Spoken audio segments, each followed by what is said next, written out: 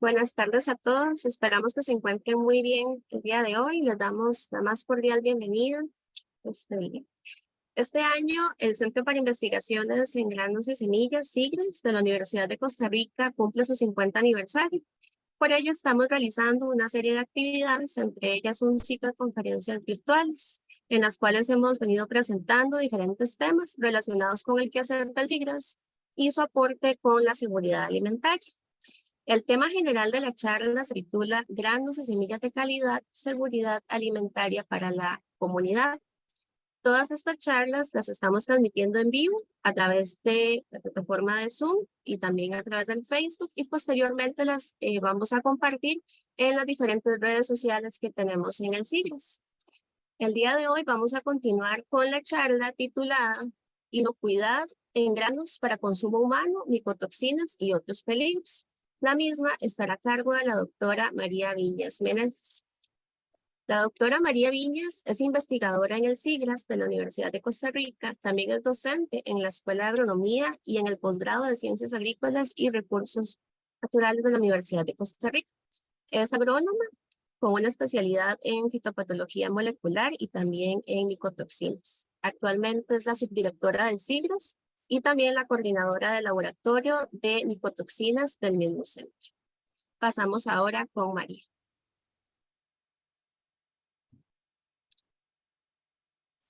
Muchas gracias, Estefan. Voy a compartir la presentación y me dicen si se ve bien.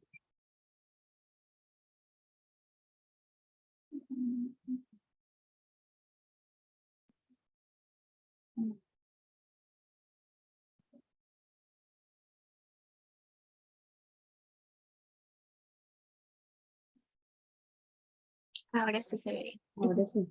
Ok.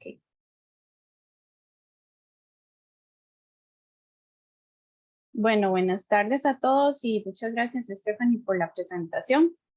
Hoy les voy a hablar de un poquito sobre inocuidad en granos para consumo humano. Vamos a incluir algunos, digamos, contaminantes importantes en granos, como las micotoxinas y los metales pesados. Y vamos a hablar un poquito también sobre acrilamida, que es otro contaminante que podemos encontrar en granos y que es de los más relevantes. La agenda para hoy, vamos a empezar hablando un poquito sobre generalidades de los granos. Luego pasamos a hablar de los dos contaminantes más importantes en granos, las micotoxinas y los metales pesados. Vamos a hablar un poco sobre estrategias para reducir esa contaminación en los granos. Luego pasaremos a ver un poco sobre regulaciones que existen actualmente, tanto a nivel nacional como internacional, en este tema de contaminantes en granos. Y luego les voy a hablar un poquito sobre proyectos que tenemos en el CIGRAS relacionados con este tema. Para iniciar, vamos a hablar un poquito sobre la importancia, ¿verdad?, que tienen los granos. Actualmente existen alrededor de 50.000 plantas comestibles. Sin embargo, solo 3 de ellas proporcionan alrededor del 60% de la ingesta de energía alimentaria en el mundo.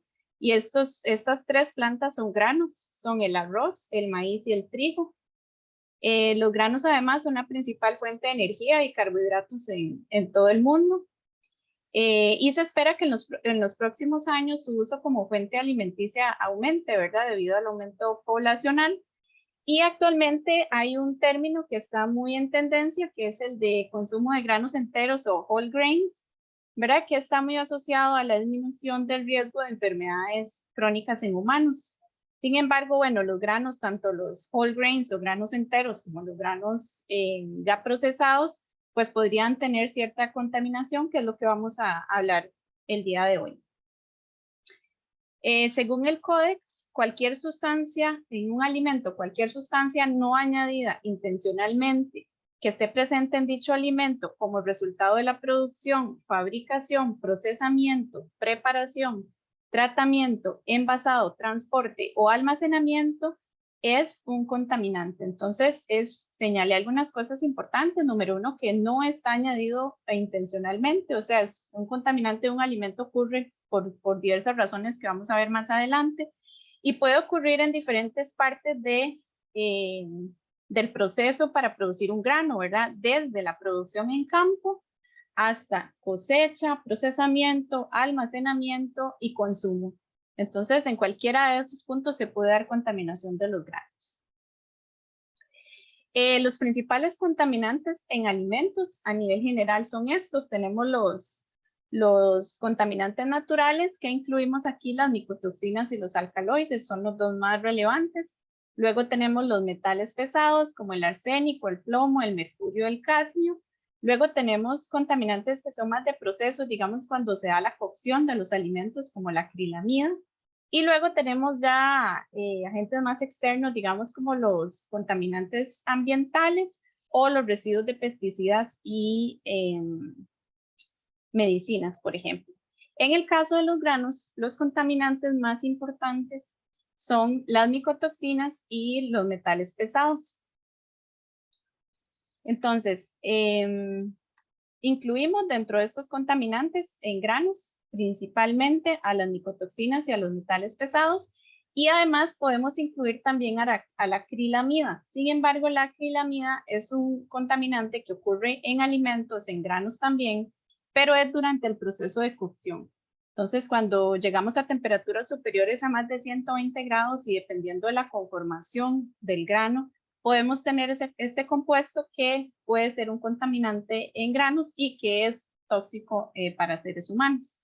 Sin embargo, en la charla no nos vamos a centrar mucho en la acrilamida, ya que, bueno, es más de parte de procesos, ¿verdad? No tanto de la parte agrícola, entonces vamos a hablar más de micotoxinas y de metales pesados. Las fuentes de contaminación en granos, tanto de micotoxinas como de metales pesados, son principalmente ambientales. Entonces, puede provenir del polvo, del suelo, de los insectos, de los roedores, de las aves, de los contenedores de almacenamiento y de envío, por ejemplo, de los equipos de procesamiento, y algo muy importante que es que pueden provenir de microorganismos. Y en este caso, la relevancia es porque ciertos microorganismos, por ejemplo los hongos, producen ciertos metabolitos secundarios que son contaminantes de esos granos y que son tóxicos para la salud humana y animal. Y estos contaminantes producidos por hongos se conocen como micotoxinas. Micotoxinas, la palabra en general, viene del griego, la primera parte de la palabra mico significa, o viene del griego micos, que significa hongo, y la segunda parte, toxinas, viene de toxicum, que significa tóxico o veneno. Entonces es un veneno producido por hongos. Entonces son producidas por ciertos hongos y lo podemos encontrar desde el campo hasta la etapa post cosecha. Hay algunas micotoxinas que las podemos relacionar más a la etapa de campo, mientras que hay otras micotoxinas que las relacionamos más a la etapa post cosecha. Todas las micotoxinas tienen efectos tóxicos en humanos y animales, y actualmente se conocen alrededor de unas 400 micotoxinas, pero vamos a hablar en esta charla solamente de unas 5, que son las más importantes desde el punto de vista de salud pública. Algunos efectos que tienen las micotoxinas en la salud humana, por ejemplo, el más conocido es el cáncer, que está demostrado que produce cáncer, sobre todo en el hígado, pero también otros efectos que ya son demostrados es la supresión del sistema inmune. También algunas de ellas son nefrotóxicas, algunas son hepatotóxicas, es decir, generan problemas en el hígado, y algunas también tienen actividad estrogénica o actividad en el sistema reproductivo, tanto en seres humanos como en animales. Hay un montón de otros efectos adversos en la salud humana, sin embargo, estos son los más relevantes.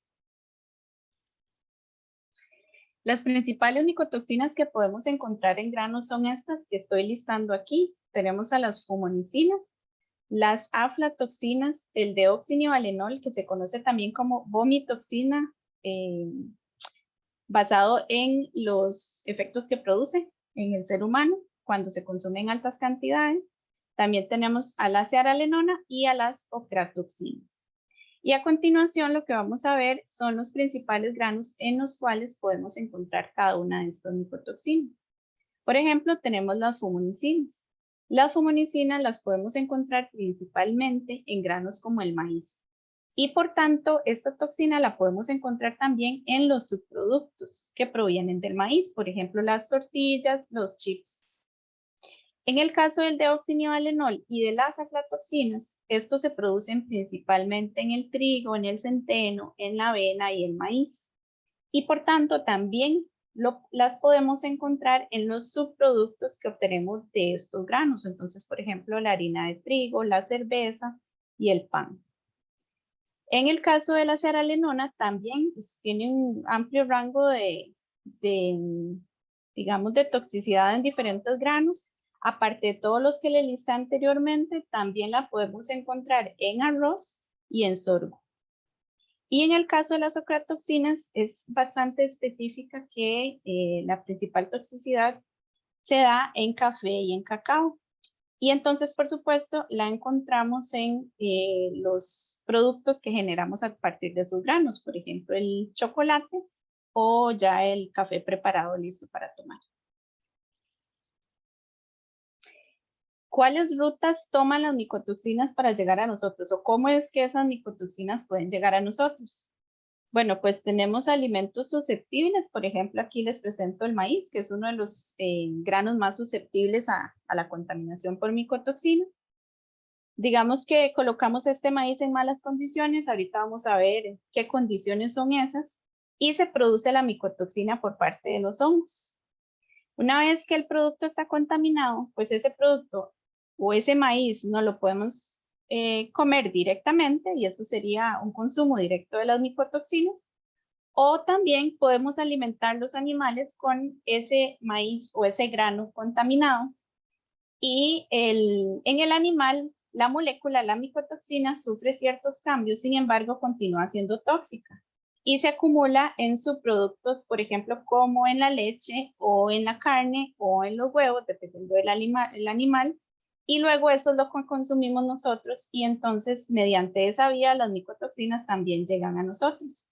Entonces, consumo directo cuando consumimos, por ejemplo, en este caso, maíz contaminado, o cuando alimentamos animales con granos contaminados. Y luego esos animales, parte de esos animales son los que nosotros consumimos.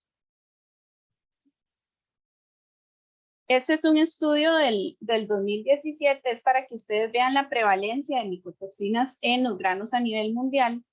En este estudio lo que se hizo fue tomar reportes de 104 artículos científicos desde el 2006 hasta el 2017 y cuantificar cuántas son las muestras positivas en granos o sus derivados. Entonces, podemos ver aquí que tenemos la lista de las principales micotoxinas que acabamos de ver ahora, y en el eje X tenemos el porcentaje de muestras contaminadas. Entonces, vean que en el caso de las fumonicinas, de esos estudios, el 61% de las muestras estaban contaminadas con fumonicinas. En el caso del deoxinivalenol, un 58% de las muestras estaban contaminadas con esta micotoxina. En el caso de las aflatoxinas, un 55%, cearalenona 46% y ocratoxinas 29%. Esto es para que ustedes vean que la prevalencia de micotoxinas, sobre todo de fumonicinas, pues es bastante alta, ¿verdad? Incluso la FAO estima que más de un 25% de los alimentos están contaminados con micotoxinas, y otros estudios incluso llegan a un 72% de productos contaminados con micotoxinas a nivel mundial. Entonces, la incidencia en alimentos y en granos es bastante alta. ¿Y cuáles son los principales factores que influyen en el crecimiento de hongos, de estos hongos, y que al final se dé la producción de micotoxinas? Pues hay dos factores que son los más relevantes, y aquí está la temperatura y la humedad. Entonces, cuando hablamos de temperatura y humedad, hablamos también del clima, ¿verdad? Y el clima es un factor crucial, y por tanto se espera que el cambio climático pues también tenga un efecto en el tema de micotoxinas. Por ejemplo, en este estudio que les presento aquí, el 2016, los autores hicieron un modelaje para predecir cómo el cambio climático iba a influir en la presencia de aflatoxinas en el maíz en Europa. Entonces, por ejemplo, ellos presentan lo que se conoce como el índice de riesgo por aflatoxinas, el AFI. Mientras más rojo es porque hay más riesgo de contaminación por aflatoxinas en el maíz. Entonces, por ejemplo, este es el escenario presente en el cual vemos que en el sur de Europa el riesgo por aflatoxinas es alto, ¿verdad? Sobre todo en las regiones más al sur de Europa. Sin embargo, después podemos ver que con un aumento de 2 grados, que es lo que se predice más próximo en cambio climático, podemos ver aquí que el riesgo por aflatoxinas se predice que va a aumentar en el sur de Europa y cuando se da un aumento de más 5 grados, pues todavía más. Y esto no solo tiene que ver con que el hongo que produce las aflatoxinas pues prefiere temperaturas más altas, sino también que cuando se aumenta la temperatura, pues podemos aumentar también el área de siembra del maíz y por tanto pues tenemos más oportunidad de que se produzcan las aflatoxinas en ese maíz. En el caso de los metales pesados, pues lo principal aquí es que los tenemos en el suelo, ¿verdad? Y la planta los absorbe y los acumula en los granos. Entonces vamos a ver un poquito de dónde se obtienen esos metales pesados o cómo llegan al suelo. Tenemos varias fuentes de metales pesados, por ejemplo, las fuentes naturales, las rocas, las erupciones volcánicas, las partículas de polvo. Tenemos también fuentes de la agricultura, como los fertilizantes inorgánicos, los pesticidas, las aguas de desecho. Tenemos la parte industrial, como la energía térmica, los desechos industriales, la minería. Tenemos también desechos domésticos que pueden generar metales pesados, como los desechos orgánicos o inorgánicos, la quema de biomasa, los desechos electrónicos y algunos otros, por ejemplo, como los botaderos o los desechos médicos. Entonces, todo eso lo que hace es una acumulación de metales pesados que puede ser en forma gaseosa, líquida o sólida y que puede llegar a contaminar el agua y el aire, pero también que puede llegar a ocasionar una contaminación directa en el suelo y ahí es donde tenemos el problema con la acumulación en las plantas, ¿verdad? Y en este caso que nos compete de los granos. Entonces, los metales pesados se encuentran principalmente en el suelo y pueden entrar en la planta y competir con elementos importantes, por ejemplo, como el calcio, el magnesio y hierro. Cuando el metal pesado entra a la planta, pues empieza a generar problemas a nivel metabólico porque esos metales se unen a componentes celulares y afectan el funcionamiento de las plantas. Entonces, por ejemplo, se pueden unir a proteínas, a enzimas y ácidos nucleicos. Y no solo es que afecta el funcionamiento de la planta, o sea que al final vamos a, por ejemplo, tener una reducción en la producción de los granos, sino que también esos metales hay ciertas plantas que los acumulan en los granos. Y esos granos pues son los que después consumimos y los que pueden traer una alta carga de metales pesados. Estos mismos efectos que tienen en las plantas de tener la capacidad de unirse a componentes celulares y afectar el funcionamiento, son los mismos efectos que tienen en nosotros, en el ser humano. A partir de ahí vamos a ver ahorita algunas enfermedades que se pueden ocasionar en el ser humano por el consumo recurrente de metales pesados. Estos son los principales metales pesados que podemos encontrar en los granos. Tenemos el cadmio, el arsénico y el plomo. El cadmio principalmente proviene de fuentes antropogénicas de la industria y de la agricultura y los principales granos en los cuales lo podemos encontrar es en el trigo y en el arroz. En el caso del arsénico proviene tanto de fuentes antropogénicas como naturales y el principal grano que lo podemos encontrar es en el arroz y aquí tiene que ver mucho con la especiación del arsénico en el suelo, entonces lo encontramos más que todo en el arroz anegado. Y por último tenemos el plomo, que también puede venir de fuentes antropogénicas y naturales. Y el principal grano en el cual podemos encontrar el plomo es el trigo. Entonces, vamos a ver ahora más adelante que una de las principales regulaciones para plomo está en la harina de trigo.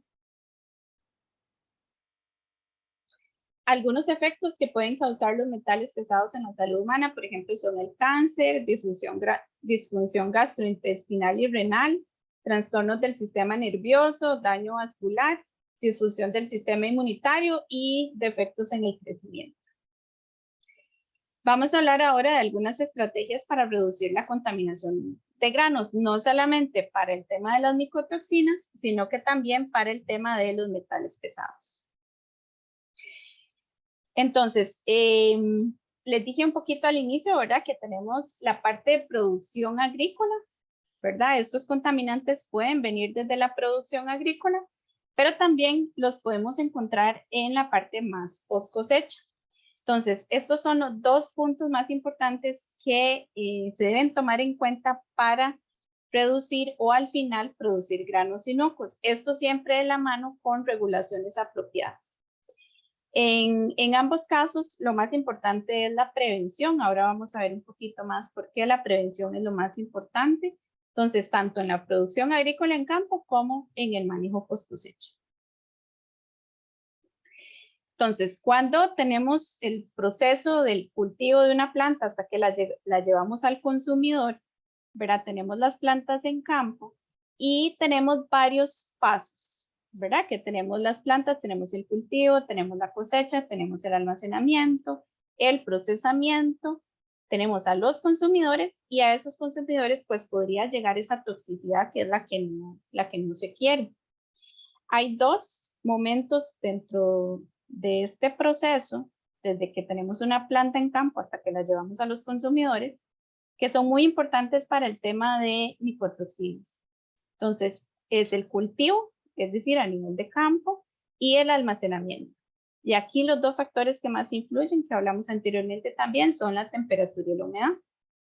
Y tenemos aquí en cada uno de estos pasos varios puntos de control en los cuales podemos tomar decisiones para prevenir de cierta forma que esas micotoxinas no lleguen al consumidor. Entonces, desde la misma planta podemos tomar medidas, por ejemplo, mejoramiento para obtener plantas o tener plantas que sean menos susceptibles, por ejemplo, a acumular metales pesados, en el caso de metales pesados, pero también de micotoxinas, por ejemplo, que sean menos susceptibles a las micotoxinas. En el caso del cultivo tenemos control químico, control biológico que también se puede utilizar y las buenas prácticas agrícolas en general ayudan a que haya una menor contaminación por micotoxinas posteriormente. Durante la cosecha es importante tomar en cuenta los daños mecánicos, ¿verdad? Porque esos daños mecánicos pueden ocasionar fisuras en los granos, por ejemplo, y por ahí pueden ingresar hongos o insectos, que los mismos insectos pueden traer esporas de hongos y entonces al final podríamos tener contaminación por micotoxinas. El secado que ocurre después de la cosecha es muy importante, el momento en el que se hace ese secado y también el porcentaje de humedad a la cual se lleva ese grano después de la cosecha. Durante el almacenamiento, lo más importante es el manejo que se le dé al grano durante ese almacenamiento y mi compañera Stephanie Campos ya les impartió una charla sobre esto, creo que unas 2 semanas atrás, ¿verdad? Que tiene que ver con manejo durante el almacenamiento.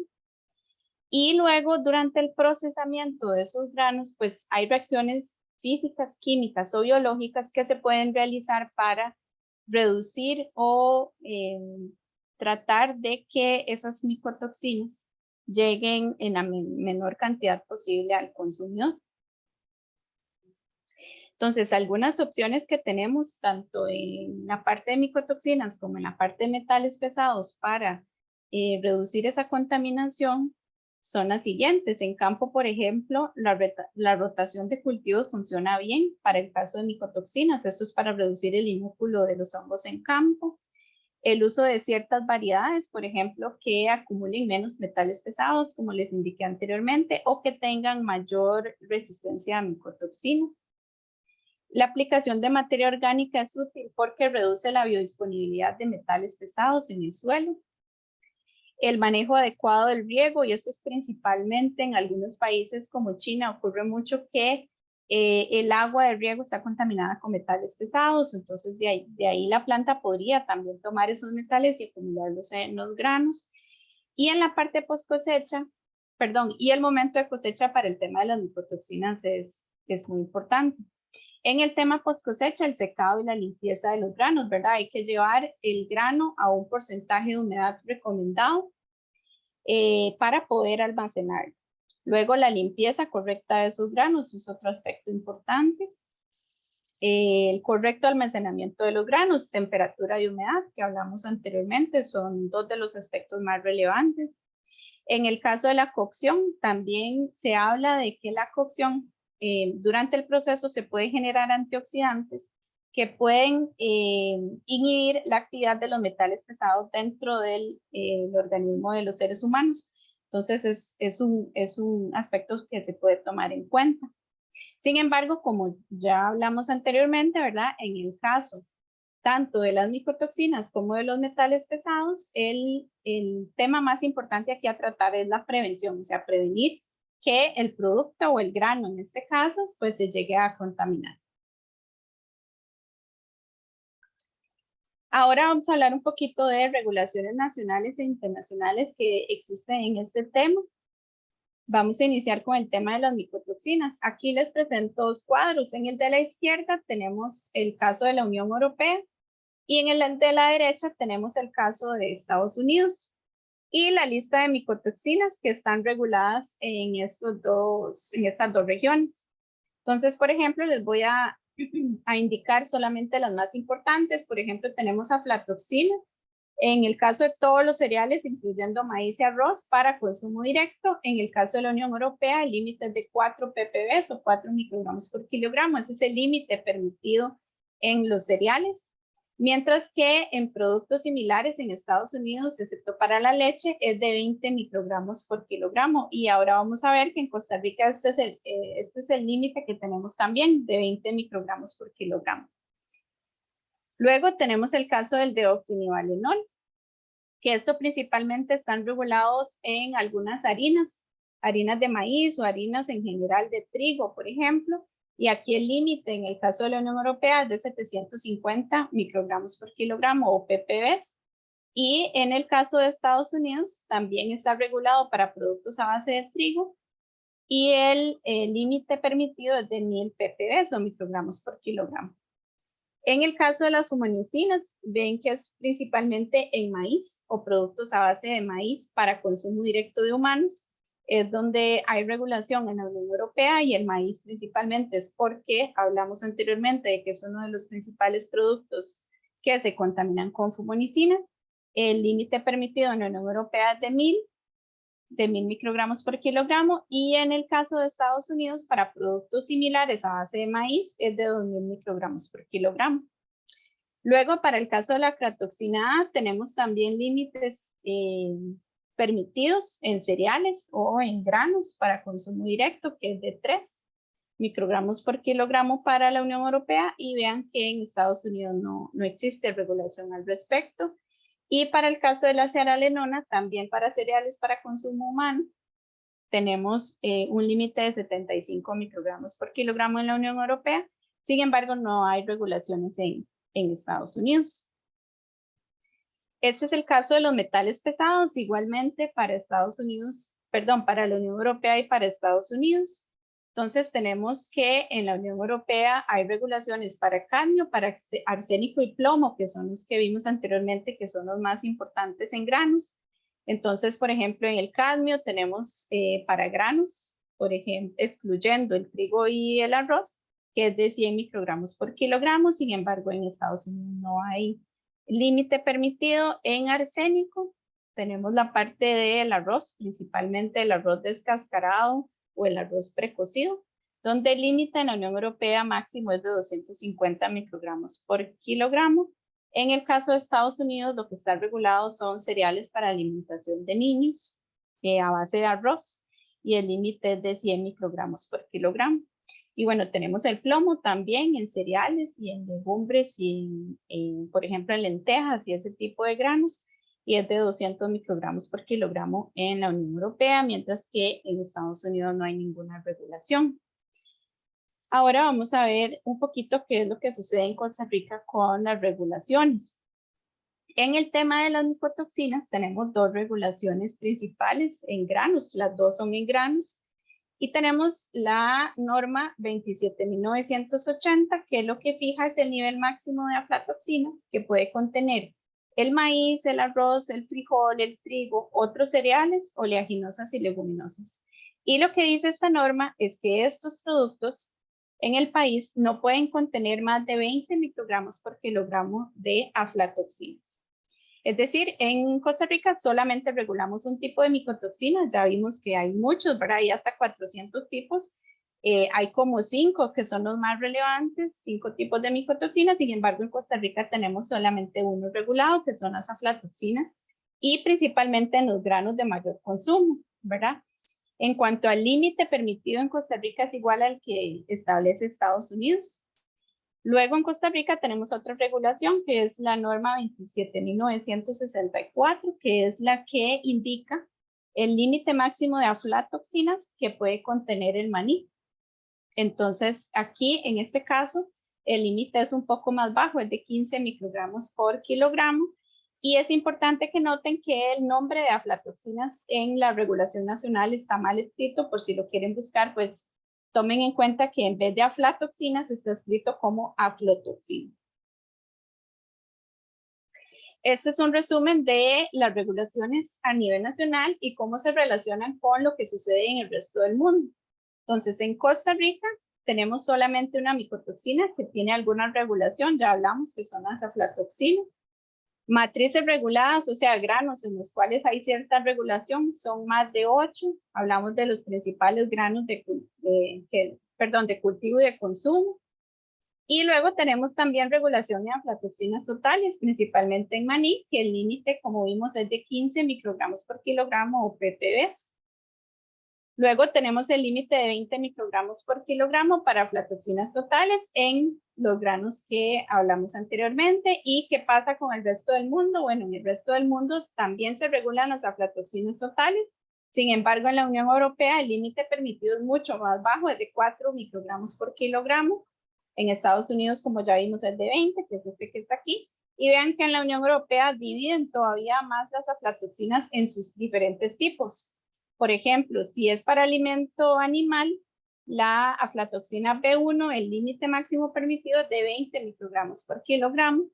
Si el producto va destinado para alimento para bebé, por ejemplo, el límite es de 0.25 microgramos por kilogramo, y si es en leche, es de 0.05 microgramos por kilogramo. Entonces, ven que en la Unión Europea es donde tenemos la mayor cantidad de regulaciones en esta micotoxina. Y bueno, en el resto del mundo se norman más tipos de micotoxinas, incluyendo por supuesto las aflatoxinas, que son las más relevantes desde el punto de vista de salud. En cuanto a los metales pesados, tenemos dos regulaciones en Costa Rica.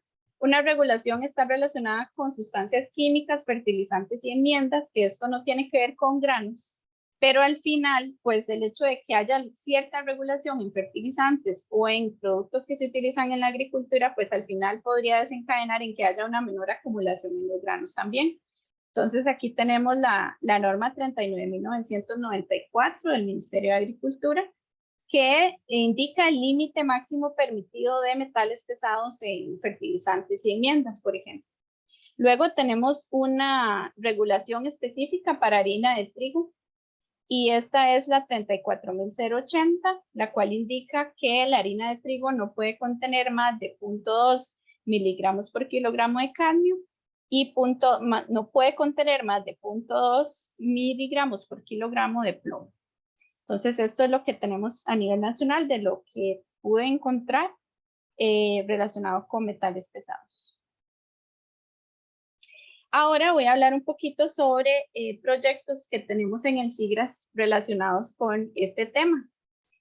El primer proyecto, en realidad este proyecto acapara dos proyectos de investigación, y aquí lo que se busca es utilizar compuestos bioactivos, por ejemplo, polifenoles, para aplicar en granos y con esto reducir la contaminación por micotoxinas.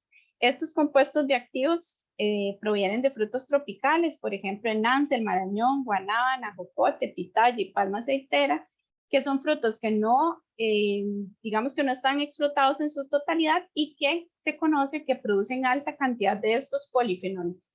Los polifenoles pues son productos o compuestos metabolitos de las plantas que se conocen popularmente por sus efectos beneficiosos en la salud. Sin embargo, no tienen solo efectos beneficiosos en la salud, sino que también pueden ayudar a prevenir el crecimiento de hongos en ciertas matrices, por ejemplo, en granos, y también pueden prevenir la contaminación por micotoxinas. Entonces, lo que buscamos es obtener estos compuestos bioactivos y aplicarlos en granos. Una técnica que podría funcionar para esto es la nanoencapsulación.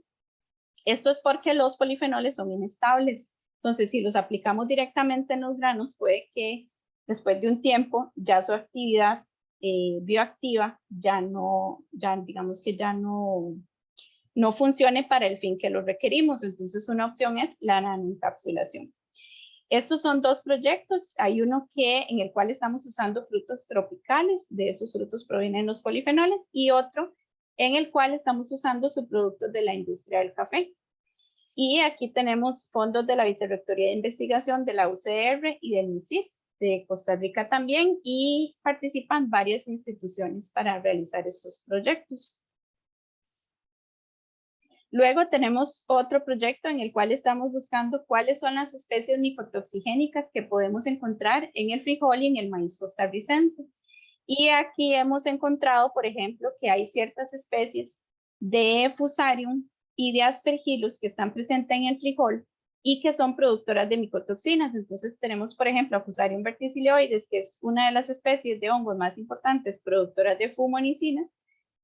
Las encontramos en diversas variedades de frijol que colectamos a nivel nacional.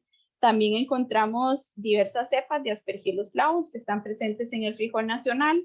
Y esto, bueno, lo que nos indica es que el frijol y el maíz, pues podría estar contaminado, ¿verdad? Si esos hongos están presentes. Entonces, este es otro proyecto con fondos de la Vicerrectoría de Investigación de la Universidad de Costa Rica.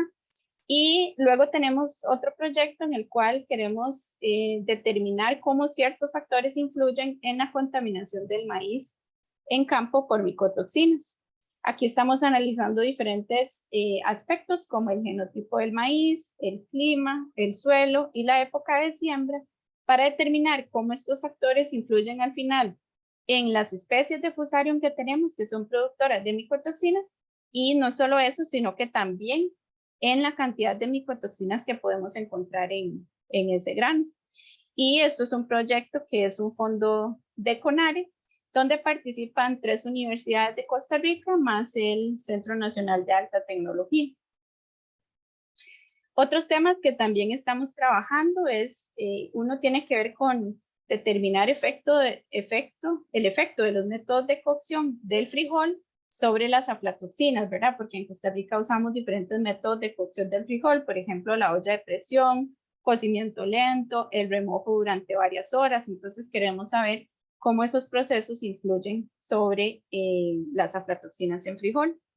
También estamos buscando aislamientos no toxigénicos de Aspergillus para control biológico en campo.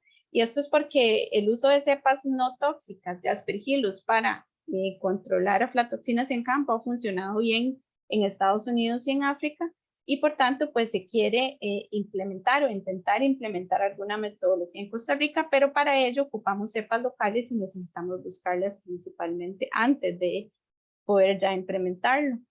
Luego, un tema relacionado con micotoxinas asociadas al cultivo del arroz. Y también otro último proyecto que tiene que ver con polifenoles en variedades de frijol costarricense que tienen potencial antimicotoxigénico, y esto está relacionado también con el primer proyecto que hablamos, ¿verdad? Sabemos que los polifenoles tienen un efecto que puede ser antifúngico y antimicotoxigénico, y lo queremos analizar para ver qué tanto eso influye en que el frijol sea resistente o no a las micotoxinas. Entonces, esos serían los temas más o menos que estamos trabajando en esto, y eso sería todo. Muchas gracias. Muchas gracias, María, por esta interesante charla. Abrimos ahora el espacio para que hagan consultas. Si tienen alguna consulta, pueden ingresarla en el chat o pueden también habilitar el micrófono. Marcelo tiene la mano levantada. Adelante, Marcelo. Hola María. María, Hola. Bueno, muchas gracias por la charla, muy bonita. Me llamó la atención la parte del reglamento nacional. Este, ahí, digamos, bueno, yo entiendo como lo entiendo, como que el reglamento tal vez necesita algunas correcciones. Ahí, ¿usted sabe si hay algo así como se piensa hacer algo o no hay nada con respecto a reformas para el reglamento aquí en Costa Rica para micotoxinas? No, no hay como, digamos, alguna, no sé, alguna directriz o algo así para modificarlo, dice usted. Sí, sí, o por lo menos para cambiar el nombre como mínimo, Sí. que no sea aflotoxinas. Sí, nosotros en algún momento enviamos un oficio para intentar que corrigieran eso, pero, o sea, y no sé, nos dijeron que es complicadísimo cambiar eso desde la raíz, sino que hay que cambiar todo el reglamento. Entonces es muy complicado. Este reglamento es de 1999 y no ha tenido ninguna actualización desde ese momento. Entonces, bueno, vamos a seguir insistiendo a ver si se puede hacer un cambio. Listo, muchas gracias. Con gusto. Luis. Hola María, muchas gracias. Muy interesante la charla. María, ¿cómo es la reacción cuando se trabaja con productores y se les comenta un poquitito de toda esta problemática y cómo tratar de solventarla?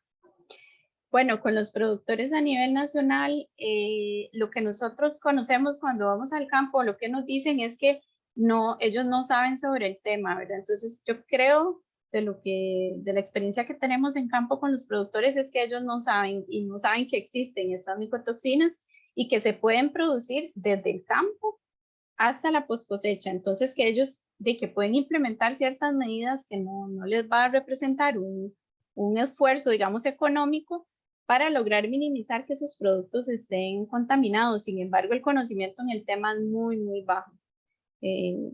Me parece que casi nulo. O sea, yo no conozco ningún productor de maíz o de frijol, de los principales granos, que nos digan que ellos saben qué son las micotoxinas. Entonces, lo que nosotros hacemos también dentro de nuestro aporte a la acción social es ir a las comunidades y explicar el problema y darles opciones, ¿verdad? Opciones fáciles que no tengan que poner de su dinero o aspectos monetarios, ¿verdad? Que les vayan a ocasionar un problema para que ellos puedan disminuir ese problema en los granos que existe a nivel nacional, ¿verdad? Pero que hay muy poco conocimiento. Gracias, María. Tenemos dos consultas en el chat de Nazaret Barrantes. Dice, buenas tardes, María. ¿Cuáles son unos ejemplos de reacciones físicas o químicas en las etapas de procesamiento para evitar el crecimiento de micotoxinas en granos? Vamos a continuar con la otra porque no sé si está relacionada. En caso de hacer un análisis de peligros, mejor nos basamos en límites máximos de micotoxinas de la FDA o alguna otra referencia. Y serían dos preguntas aparte. Muchas gracias, Nazaret. En cuanto a asuntos físicos o químicos, hay varios. Físicos, principalmente lo que se refiere es que, por ejemplo, cuando usted tiene un grano que está contaminado, usted visualmente puede separar los granos contaminados de los que no están contaminados. En el caso de las micotoxinas, para los metales pesados eso es imposible. Pero en el caso de las micotoxinas, visualmente se puede hacer una separación, ¿verdad? Incluso si usted ve un daño por insecto, pues usted separa esos granos. Entonces, eso es lo que se llama un proceso físico. En el caso de los procesos químicos, es cuando se agregan sustancias para degradar esas moléculas que están ahí, por ejemplo, en el caso de las micotoxinas. Entonces, ahí se pueden utilizar ácidos fuertes o bases fuertes o incluso otros productos para degradar esas moléculas y eliminarlas del producto. Sin embargo, esos mecanismos para cuando un producto está destinado al consumo humano, no se pueden utilizar porque, ¿qué pasa si usted agrega esos productos a un grano, verdad? Por ejemplo, usted le cambia las propiedades organolépticas y ya entonces el grano no sabe igual. Entonces, eso para alimento humano no se puede utilizar. Sin embargo, sí se utiliza para alimentación animal. Eso es uno de los métodos que hay para reducir la concentración de micotoxinas en alimentación animal. En el caso de alimentación humana, pues es muy complicado. Por eso es que yo insisto en que la prevención es lo más importante, tanto para contaminación por micotoxinas como para metales pesados. Y en el caso de la segunda pregunta que tiene que ver con regulación, tenemos muy poca regulación en el país, ¿verdad? Ya vimos, la única regulación es para el caso de las aflatoxinas en ciertas matrices o en ciertos granos. Sin embargo, lo que nos rige después de nuestra legislación nacional es el Códex Alimentarios. Entonces, tenemos que ir al Códex Alimentarios para ver cuáles son las regulaciones que establece el Códex en cada una de esas cosas, ya tanto en metales pesados como en micotoxinas. Y las disposiciones de Códex para los límites permitidos están en línea. Ustedes lo buscan, Códex, límites máximos permitidos en micotoxinas, y ahí les va a salir muy fácilmente la información. Muchas gracias, María. Tenemos otra consulta de José Israel. Buenas tardes. ¿Qué pasa con los programas que trabajan con biofortificación? Ejemplo, la mejora del contenido de hierro en frijol. ¿Es conveniente esto si se considera esto un metal pesado? Bueno, José Israel, es que el asunto que el hierro no es considerado un metal pesado, ¿verdad? Entonces, no influye y no es considerado un metal pesado porque no influye negativamente en el metabolismo, a menos que se considere, se consuma en altas concentraciones, ¿verdad? Pero los metales pesados principalmente, que son los que ocasionan problemas en el ser humano, son los que vimos, ¿verdad? El plomo, el arsénico y el cadmio, que son los principales y que pueden estar presentes en los granos, pero nosotros no fortificamos con esos elementos o minerales, entonces creo que no, por ahí no habría ningún problema con la biofortificación. Gracias, María. Creo que de momento no tenemos más consultas. No sé si alguien quiere realizar otra consulta. Yo le iba a preguntar algo, María. Antes, ¿verdad? Que nos mostraste los decretos que aplican a nivel país, pero esta regulación es solo para granos, ¿cierto?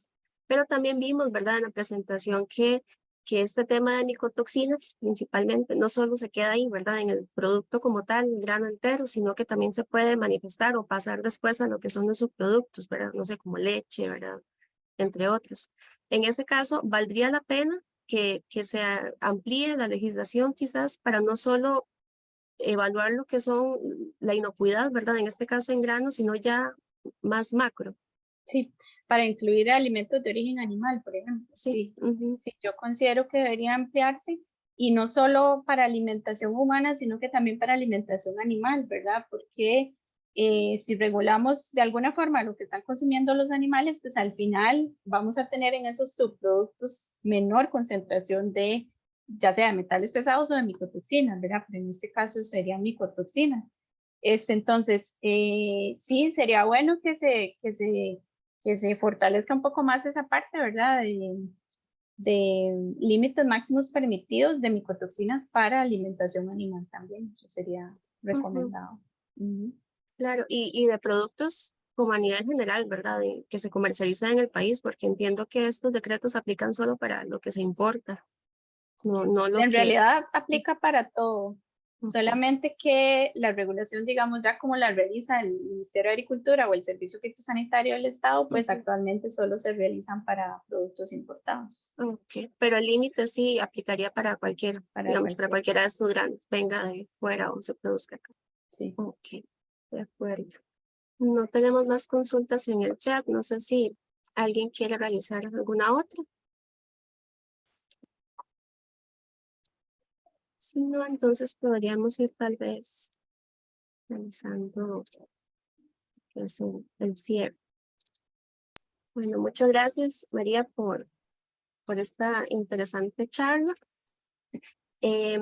Vamos a continuar durante las próximas semanas realizando más presentaciones relacionadas con el quehacer del centro y su aporte, ¿verdad?, con lo que es seguridad alimentaria.